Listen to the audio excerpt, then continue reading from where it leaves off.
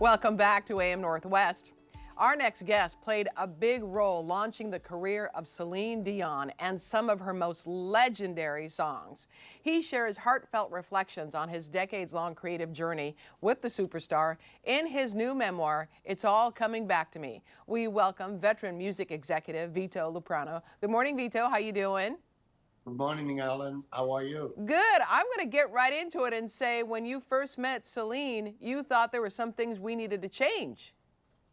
Yeah, we needed to change everything. Well, tell me about that.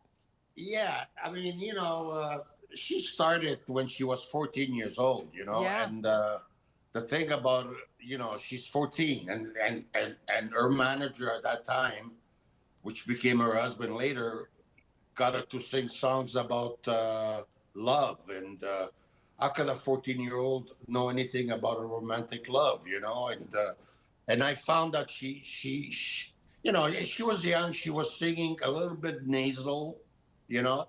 So the day that I had my first meeting with Renee, I told him right off the bat, I said, I am proud that you came and see us. And the reason why she came and see Sony is that it's because Michael Jackson recorded on Sony. Okay, so she And wanted to she be with wanted to Sony be on too. yeah, she wanted to be on the same label Right. as Michael Jackson. So So I one of the said, things you I'm wanted really to, proud. yeah, one of the I'm things you sorry. wanted to change was that you wanted her to speak English, learn to speak English. Well, he came and see us and he says, I would like to do an English album and this and that. And I said, well, does she speak English? Not yet. So I said, okay, this is what we're going to do. First of all, we need to change everything about her. Her songs, her direction, her styling. I mean, now she's going to be 18. She was 17 when I first met her. She was going to be 18. Now she's a young lady. We need to change it all. And the first thing he told me, Rene Angelillo said, Vito, that's why we're here. Yeah.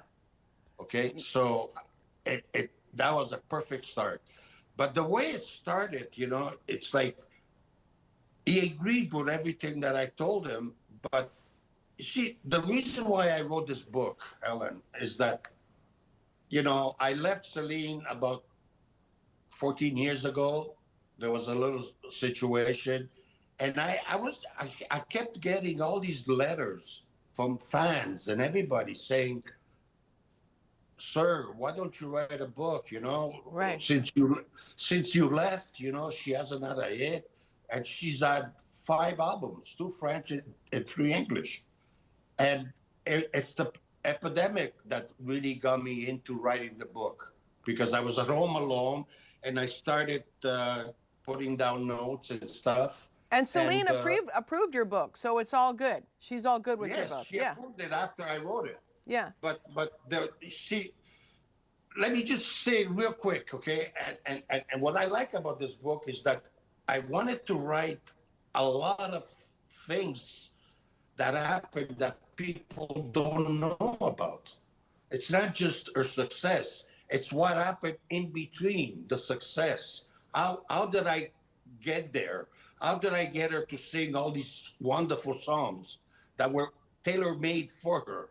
Okay, and that's something that for me it's very special, and I'm proud of the book because of that. But when I first told Renee after we stopped working together, he made me promise that I would do 2 things: wait until he was no longer on Earth, and Ah. because he was sick, Yeah. and to make sure that Celine got the book. Yeah.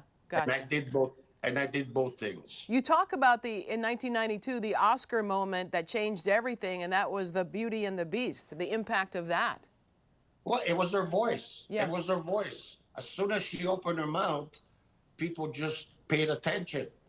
And that's what helped me work with some of the best writers and best promoters and best producers. It's just the voice. She had a magical voice, and that helped me get the best songs for her. And one song that she didn't want to do, which was "My Heart Will Go On." Oh, wow. Okay, she listens to the song and she doesn't want to do it. The writer who wrote the song, he starts playing it on piano, but he's not a singer. Yeah. So it sounded terrible. And I wasn't there that day. And Renee, he left the room and called me.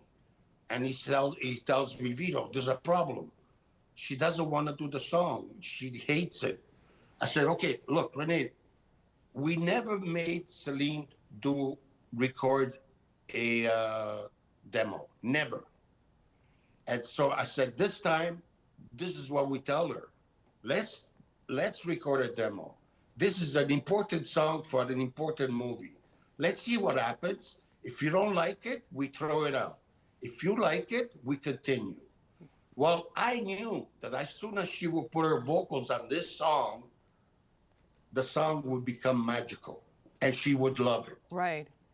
And that's how it worked. It happened at the same day. Actually, we were doing the demo, which took two takes to do the demo. Oh, wow. Yeah, listen to this. It's very quick. We're in studio in New York at the Hit Factory, and all of a sudden we hear the news. Princess Diane just died. Yeah. That was terrible. We all stopped working. We got in front of a TV and we started looking at them, listening to everything they were saying. And I see Celine starting to cry. I was sad. We were all sad because I think she was a beautiful and lovable person.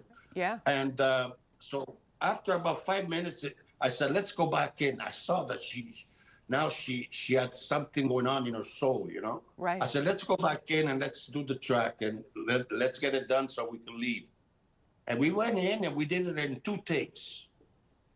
But I felt that she put the energy that she got from what happened to Diane. Yeah, from her grief. She put it in the song. Yeah, absolutely. It is and that became magical. Absolutely. You have so many great stories. I want to ask you about all of them, but we just don't have the time. But I want to tell everyone the book again is titled It's All Coming Back to Me.